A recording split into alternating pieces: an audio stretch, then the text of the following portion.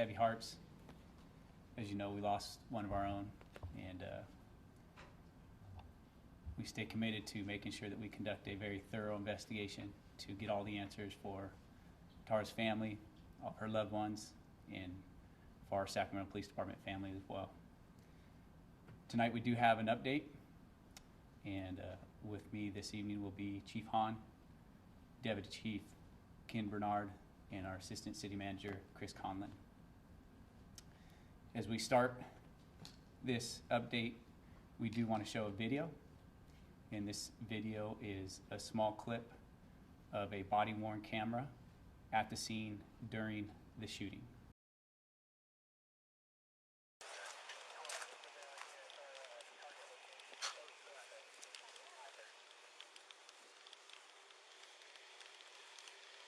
There's a lot of shit down back right.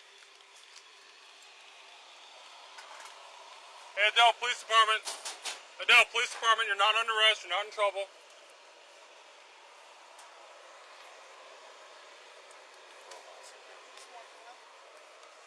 Adele Police Department, if you're in here, let me know. You're not in trouble, dude.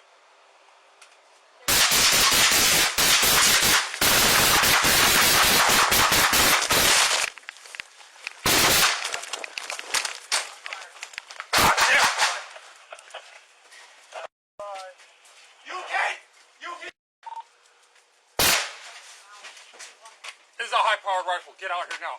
Cover, we got one down. Code 3 fire, move him in. Officer down, code 3 fire. High-powered rifle. Officer down, starting fire. Sorry, we're at. Redwood. Who's in front of this boat right here? Get back here. Where are you at? I'm in between all this shit. Oh, shit.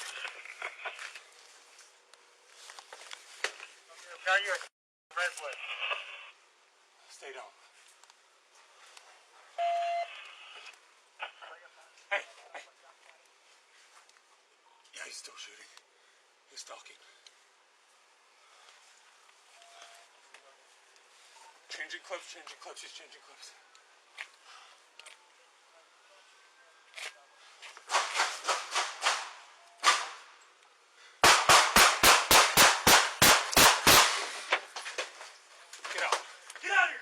Go, back out. He's in front of the boat. Move. Get up, go. And at this time, I'll bring up Chief Hahn to provide a few more details.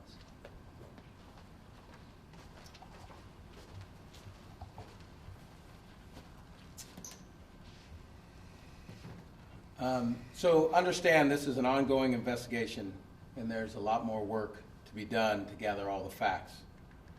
As we've always stated, we put out facts on critical incidents as we gather them. We will continue to process the scene, and we'll have a process at the location on Redwood at least through the weekend. As you just had a glimpse into what the officers faced on this day through that video clip, a couple things are clear by the facts that we know at this point. The officers were essentially ambushed by the suspect, and the result was him murdering one of our community's police officers. Throughout much of this incident, from the first time the suspect shot at our officers, murdering Officer O'Sullivan at 6:10 p.m., he continued to fire at officers for over 4 hours. He typically shot rounds at officers every time he observed any sort of movement. He fired at the armored cars and officers multiple times. We want to make sure we provide our community the facts as we obtain them and confirm them. There's a lot of speculation about this incident and many aspects of this incident, so I'd like to address some of those at this time. It is clear by the suspect's action that he was intent on murdering additional officers and was taking action to do just that, repeatedly shooting at officers throughout much of this incident. We now know that he had multiple weapons in multiple buildings on the property, both handgun and rifles, along with numerous rounds of ammunition. Due to the fact that the officers believed they were being shot at with a high-powered rifle, they had officers retrieve our armored vehicle. I truly believe if officers utilized the equipment they had at the time, prior to retrieving the armored vehicle, we would have additional officers murdered on that day. If officers utilized the squad car with ballistic doors, this protection does not protect against high-powered rifle rounds. Those officers would have surely been killed. If officers utilized their bulletproof vests or their handheld ballistic shields, they would have been killed. These pieces of equipment do not protect against high-powered rifle rounds. This was an ambush-style attack on Sacramento police officers that lasted for hours. Under the most dangerous and trying circumstances, our officers performed admirably. The best proof we have that this is the case is by knowing no additional officers were killed by the suspect and no community members were injured or killed by the suspect. With the facts as we know them today, that is amazing because the suspect was truly intent on harming additional people. I'm extremely proud of how our officers served our community that afternoon and how they served each other. This was a horrific day for this police department and frankly for our entire community. We lost an amazing person and a bright light for our entire community. A family lost a daughter, a sister. This will have an effect on Tara's family and friends, this department, the officers involved, and our community for the rest of our lives.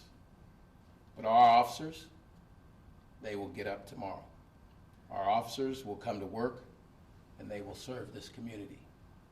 They will help the next person in need that calls for our assistance, all while knowing what happened Wednesday afternoon.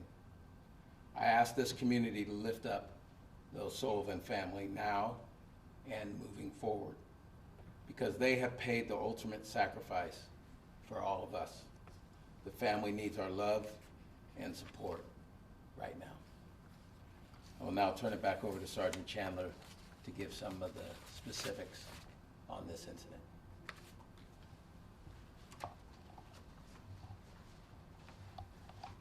Okay, our initial information that we put out was that our officers were assisting a female who was gathering belongings at this address in the 200 block of Redwood Avenue. And what we know, I'll provide a photo of the scene.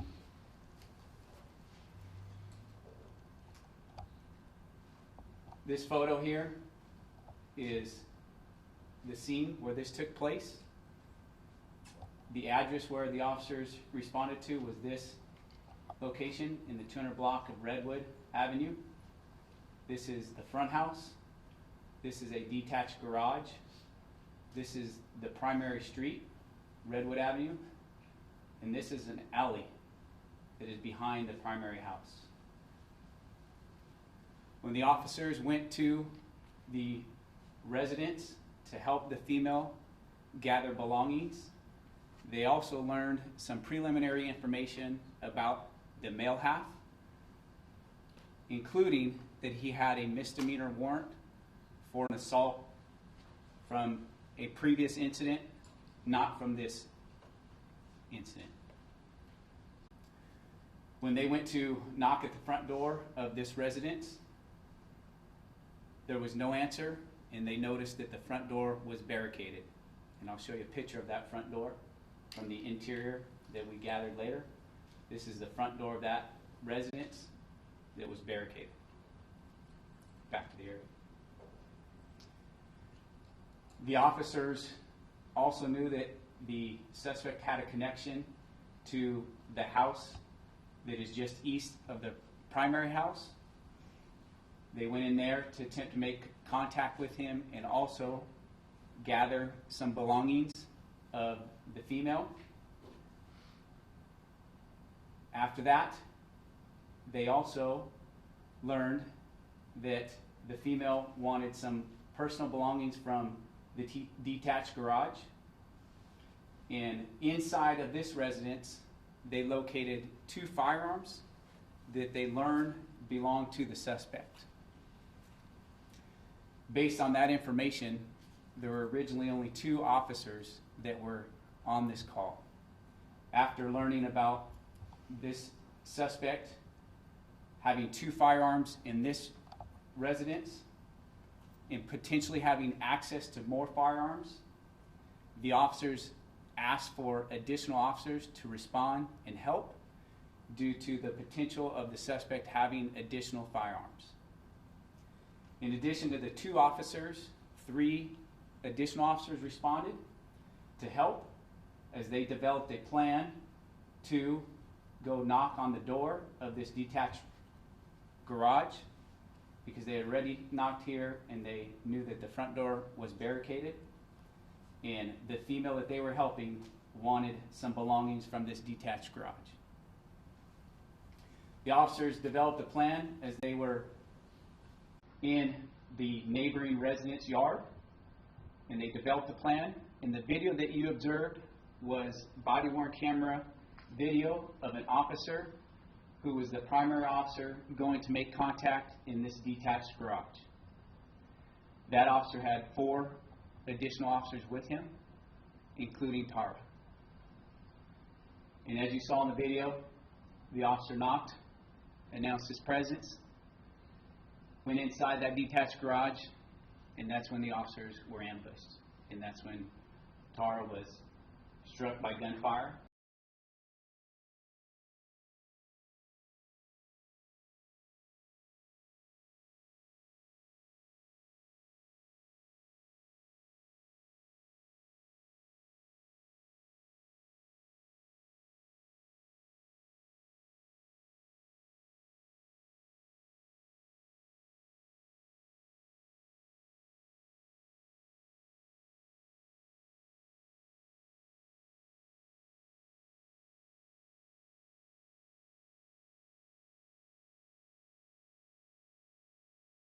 Being armed with a rifle.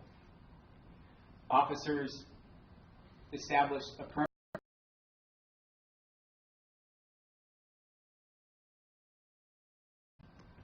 while waiting for an armored vehicle. As Chief Hahn indicated earlier, the officers believed the suspect was armed with a rifle. Due to that, they requested an armored vehicle. You heard the gunshots by the suspect. The suspect continuously fired from a high-powered rifle. Fortunately, we recently developed a new plan for gathering special equipment, including the armored vehicle. And fortunately, that plan came into place here because we had a patrol officer who was recently trained and able to deploy in the armored vehicle. That patrol officer, who was working in a patrol capacity, responded to our police station at 300 Richards Boulevard, and he got the armored vehicle. The request was made at 6:13, and the officer was at the police station at 6:15 and got the armored vehicle. And at 6:22, after loading up the armored vehicle, he left the police station and responded to the scene with lights and sirens. The officer arrived at approximately 6:27 p.m. with the armored vehicle and coordinated with the officers on scene who had established a perimeter around the primary house. And at that time, they believed the suspect was in this front house, and they continued to hear gunfire coming from the suspect.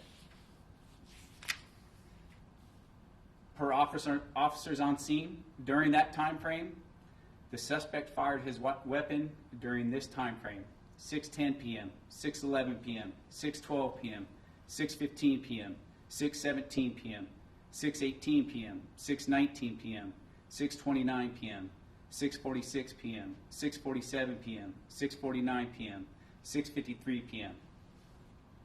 There were more that continued throughout the incident, all the way up until 10:29 p.m.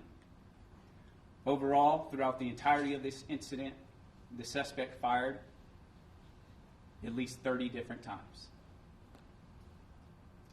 As that officer arrived with the Bearcat, which is the name of our armored vehicle, you can see the Bearcat right here. That is our armored vehicle. They developed a plan to come through the alley because Tara, she was injured and down in the backyard of this residence, roughly in this area. The officers had to navigate through many different obstacles to get to the backyard, including a pole, a chain link fence, a wood fence. They developed a very safe plan to utilize the Bearcat, the armored vehicle, to safely rescue Tara because they were continuously being fired at by the suspect who they believed was armed with a rifle. They navigated the Bearcat by breaching the rear fence. As they breached the rear fence, the suspect continued to fire at the Bearcat, and the Bearcat was struck by gunfire multiple times. As they entered the backyard, they had to navigate through other items in the backyard, and as they continued to move, the suspect continued to fire at the Bearcat.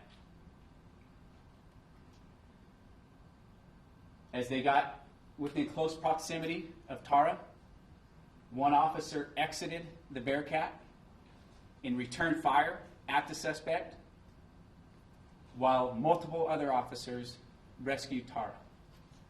At that point, they placed her in the armored vehicle as the suspect continued to fire at the Bearcat. After placing her in the vehicle, they backed out. As they backed out, the suspect continued to fire at the Bearcat. As they backed out, the Bearcat became disabled, and that's where it became disabled. And that's when multiple officers carried Tara out of the area to a patrol vehicle and transported her to a hospital. As she was being transported to a hospital, we know that a CHP officer was rendering aid, and that CHP officer has extensive medical training, including being a first aid trainer for his department, an EMT, a combat medic, a licensed practical nurse in the military. We're very thankful for that CHP officer.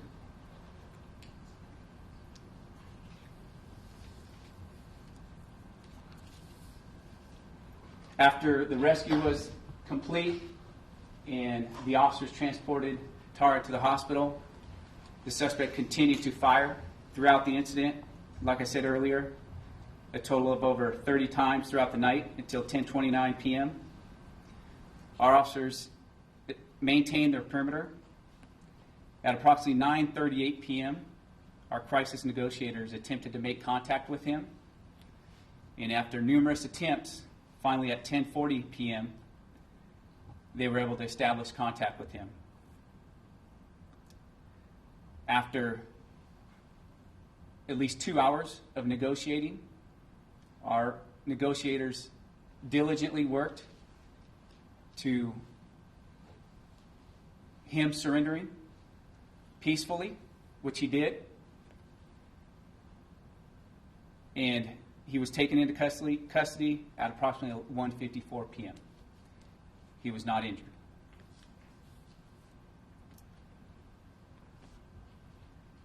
We have since been doing a very extensive investigation. As you can imagine, the crime scene is very, very large. We have been processing the scene. Since we have been processing that scene, there's still a lot of information that we are still gathering. But some of the information that we have right now includes some very pertinent evidence. And I'll show you some of the photos that we have of that evidence. Inside the primary house where the suspect was, we've located 4 weapons: 2 assault rifles, 1 handgun, and 1 shotgun. Our investigators have determined that the suspect used all 4 of those weapons during this incident. Our investigators have also determined that there are casings throughout this residence from this incident. Additionally, these 4 weapons were placed strategically throughout the house. This is one of the assault rifles that was inside the house. This is another assault rifle that was inside the house. This is the shotgun and handgun that was inside the house. All 4 of those weapons were used by the suspect. Like I said earlier, there were multiple casings throughout the entire house, and our investigators have determined that all 4 were used by the suspect. Go back to the Additionally, during their investigation, investigators have also located 2 additional firearms that were located in the detached garage where the officers attempted to make entry in the video that you observed.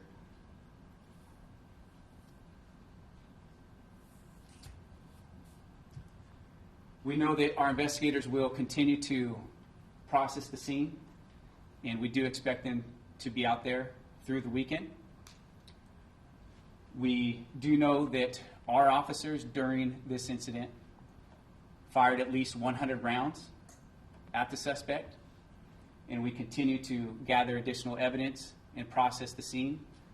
So that information is still pending on a total round count. At this point, we do not have a total round count that the suspect fired, but we do know that he used all 4 weapons that we recovered inside the house, including 2 assault rifles, 1 shotgun, 1 handgun, and there were casings that were located throughout the entire house. And all 4 of those weapons were placed strategically. With that, we will field some questions. The attempted murder charges that were just filed, was that the officer we saw in the video, or could you give us some background on that and where that officer was? Yes, the body-worn camera that you observed, he's the victim as well. It's an attempt murder on that officer. What was the relationship between the suspect and the woman who officers were attempting to help, and then the properties themselves? Were 3 different buildings at least, and 2 properties? So we want to make sure that we do not compromise the investigation, and they are working diligently to find all of those answers. We do know that the suspect and the female did know each other, and we do know that they had some sort of relationship, and they had some sort of incident prior to this evening, and that's why we got the initial call. As we indicated earlier in the initial information we gave out, that they had some sort of disturbance. The exact details of that disturbance, we are still conducting follow-up regarding that disturbance in the relationship. The houses involved, we knew that this was the primary house of the suspect. We knew that this was the detached garage of the suspect. And then, per the female, the suspect had ties to this neighboring house. And as I said earlier, we did locate 2 assault rifles that belonged to the suspect that were inside this house. There were no domestic violence charges filed, at least not yet, or are we expecting that there will be? Was it a violent incident from the morning, or was it a disturbance? Well, I don't want to speculate on what happened. I do want to give you the facts, and the facts that we know is that there was some sort of disturbance between those 2, and our officers were going to this location to help the female gather belongings, and they did learn that he had a misdemeanor warrant. Vance, can you just go over that garage, correct, is from where we saw the video, right? So the garage, where you saw the officer was approaching this detached garage, and that door that he knocked on, that was on this side of the detached garage. The suspect was firing from inside this residence. After the initial shooting, was Officer O'Sullivan ever in contact with dispatch or fellow officers, or any communication at all from her after the initial shooting? No. Were the officers in line of sight from the suspect where they were in the alley? Were they receiving fire as they were get Officer O'Sullivan out of the area? So the officers, knowing that the suspect was firing a rifle, they utilized the Bearcat because they knew that that was the only protection that they had that would stop a rifle round. As they maneuvered with the Bearcat to conduct the rescue, the suspect fired at the Bearcat. As they rescued her and moved out, he continued to fire at the Bearcat. So the suspect was shooting from the house the entire time. So the video that we were looking at, they were being shot at from behind? That's correct. Okay. So they entered to make contact at the detached garage. They were facing that way. The suspect was in this residence and fired from that residence at the direction of the officers that way. And you said the 4 guns that were used were found in the actual residence? The 4 guns used by the suspect were found in this And residence. the other 2 were in the residence to the south of it? We found 2 firearms before this incident. Okay. The 4 firearms used during this incident were found in this residence. And so- We found firearms in the detached garage. We found firearms in the primary residence. We found firearms in this residence. However, we know that during this incident, the suspect was only inside of this primary residence, and inside that residence, we located 4 firearms. So before the suspect fired shots, when they were opening up that detached garage, there were guns already visible in there, In which one? in the garage? They hadn't seen them at that time yet. Okay. So they were found after that, during the Correct. investigation? Why did officers decide to self-transport when there was an ambulance with advanced life support just a block or 2 away from the scene? Well, again, our officers made very sound decisions based on the circumstances. They're dealing with a very chaotic scene, and it was very complex. The suspect was firing from a rifle at our officers multiple times, 30 different times. The suspect was firing at our officers when they were in an armored vehicle, conducting the rescue. The suspect was still firing as the armored vehicle became disabled. The officers exited the armored vehicle to conduct the rescue, knowing that the suspect was armed with a rifle and shooting at them with the rifle. Wasn't there an ambulance standing by, though, just a block or 2 away? We do Is know that there was an in ambulance. department policy? The officers made very sound decisions to quickly get her to the hospital. And they had a CHP officer with expertise in first aid, and he provided first aid, and we are very grateful for his help. Which direction were they able to get out down out that alley? This gave them access this way. Would you, just describe what, you've described it somewhat already, but, that sounds like some next level of heroism in order to exact that extraction. All of these officers acted heroically. I can't speak enough about how they acted during this incident under extreme conditions, knowing that the suspect was firing from a rifle, which the only protection that we had here that would protect you from a rifle round is the armored vehicle. Why was the house, I guess better question, how were the officers divided as they entered the property, knowing that the front was barricaded?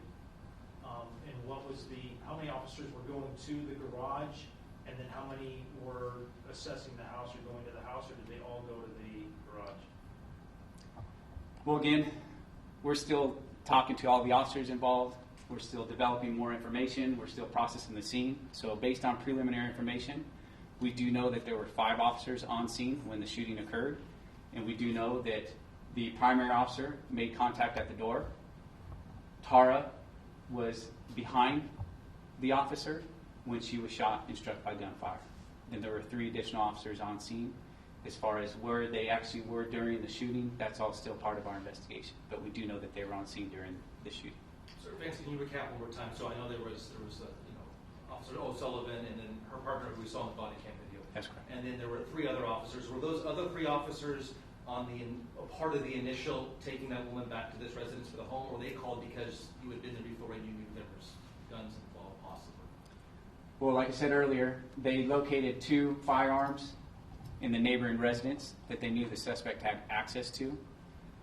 So they made a wise decision based on locating those firearms and having information that the suspect potentially had more firearms, they asked for additional officers, and that's when 3 officers responded to provide assistance. How did the Bearcat become disabled? Well, that's all part of what we are processing. We are processing the scene still and examining exactly why the Bearcat became disabled. Sorry Does to the have to. suspect have surveillance cameras at all? Good question. We do know that the suspect had multiple surveillance cameras, and as the officers maneuvered in the Bearcat, they observed multiple cameras on the back side of the primary residence where the suspect was and where he was firing from a rifle. They utilized less lethal weapons to take those cameras out, and they did that knowing that the suspect could observe them and their movements as they conducted that rescue. What led your officers to the other home where they found the guns prior to the shooting taking place? Just because they knew that the suspect had access to that, they didn't know if there was guns inside at the time, they wanted to check that out first? Or? Well, again, their primary objective for this incident was to help the female gather belongings. She was up in that? That's correct. Okay. How did you get him to surrender? Our crisis negotiators are highly trained, and they work diligently for at least a couple hours, and we're very grateful for their work. And despite the suspect firing on 30 different occasions from 6:10 p.m. all the way until 10:29 p.m. and to safely surrender. Does the suspect have a permit to hold these legally? Or can they obtain them legally? I'm sorry, can you repeat that? Does the suspect have a permit to hold all these weapons? I don't have that information. I would have to reach out to our detectives about that. Chief, But we're not that getting I'm close to aware of as far as permit. our deadline. Could you maybe just take a question or two? I don't know if you had any personal interactions with Officer O'Sullivan or anything along those lines. Have you had a chance to talk to her family? And can you just give us your thoughts about this specific officer? Yeah, I knew Officer O'Sullivan, and I have talked to her family. I think she has an awesome family that is probably the reason why she was such an incredible person, and I think they're going through the same thing all of us would be going through. It's really tough on them. In terms of Tara, I've known her since before we hired her because she was in the original class of the LEX program at Sac State. She was a leader in that original class. And I guess the best way I can describe her is I've never seen her not smiling. And she's always been very enthusiastic and committed to being a police officer and has known she's wanted to do that for a very long time. And including just a week or two prior to this incident, she came out and ran the 5-mile final test for the current academy, even though she had already graduated, to support the new officers. So she truly was doing what she loved and was very dedicated to it and dedicated to helping people. And that's actually what she was doing on this day. She was helping a woman get away from an environment she didn't want to be in and helping her get her belongings. And she paid the ultimate sacrifice to do that. Vance was also shot from behind, and how did the officer who we have the video camera of escape? Where did he end up as he took shelter? Well, again, our investigators are still processing the scene, all the information, all the evidence. What we do know is that the officers were approaching the detached garage when she was struck by gunfire. And we do know that the suspect was firing from that primary residence.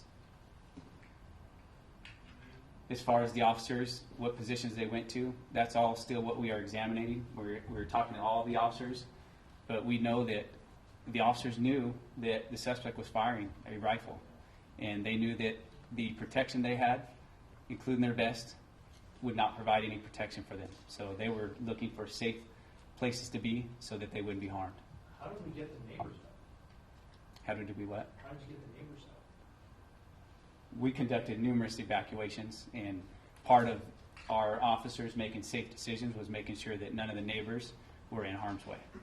Were any armor protecting devices or vehicles used in order to get them out, or based on where he was shooting from, did we think that anything on the side was maybe more safe, or was it thing? Well, I can tell you this, we had agencies from our entire region that responded and willingly went in there knowing these circumstances of a suspect firing at all officers on scene with a rifle.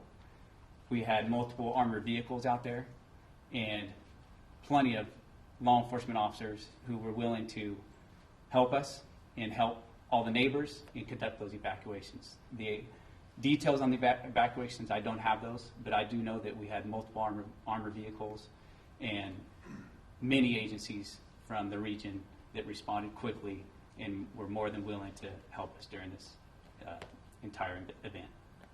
Can you speak to the reviews that will be taking place going forward from the different agencies involved, and what kind of reviews, what kind of things that they'll be looking at as far as training, policy, procedure, rescues, etc.?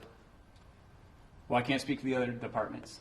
I know what our department policy is, and as we do with any major incident, we will evaluate the entire incident, look at any lessons learned, anything we did well, and we know that our officers performed extremely well during this incident. But our primary focus right now is Tara and her family and honoring her. So with that said, we will be distributing all of these photos that we showed this evening in the video, and as we get more information to release, we will provide more updates. So thank you for your time.